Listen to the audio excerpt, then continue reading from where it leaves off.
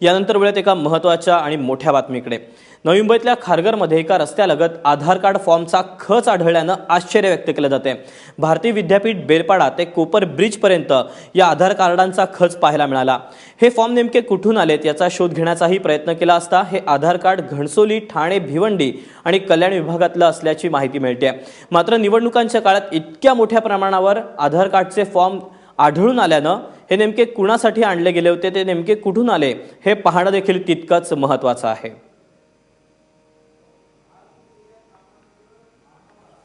Medical certificate आहेत, महाराष्ट्रातील भरपूर आमदारांचे शिफारस पत्र आहेत ओळखपत्रासाठी आणि मेडिकल सर्टिफिकेट, त्याच्यामध्ये आधार कार्डचे फॉर्म आहेत, भरपूर आवश्यक महत्त्वाची कागदपत्रे या ठिकाणी पडलेली आहेत। रात्री 11च्या सुमारास खारघर पोलीस ठाण्याचे आलेले कर्मचारी या ठिकाणी त्यांनी गाडी भरून अक्षरशः पेपर घेऊन गेले पोलीस ठाण्याला, तरी पण अजूनपर्यंत रस्त्यावर पेपर्स पडलेले आहेत।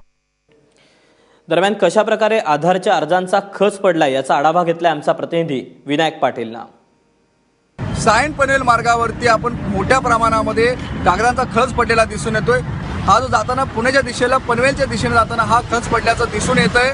ही कागद आहेत ती संपूर्णपणे या रस्त्याला पसरलेले दिसत आहेत। या संदर्भात रात्री 11 नंतर ही कागद या रस्त्याला पडले असल्याचे या ठिकाणी काही लोकांकडून सांगितले जाते। याच्यामध्ये जर पाहिलं आपण तर अनेक प्रकारचे हे डॉक्युमेंट आहेत, काही आहे डॉक्युमेंट आहेत याच्यामध्ये जन्म दाखले आहेत, त्याचबरोबर काही आधार कार्डचे सुद्धा याच्यामध्ये डॉक्युमेंट दिसून येत आहेत।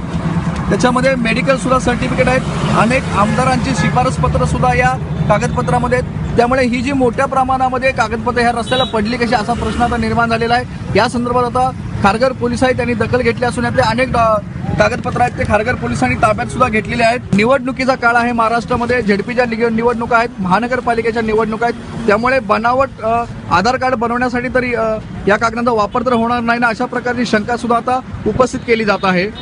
या संदर्भात आता खारघर पोलिसांमध्ये गुन्हा सुद्धा तक्रार सुद्धा दाखल करण्यात आलेली आहे।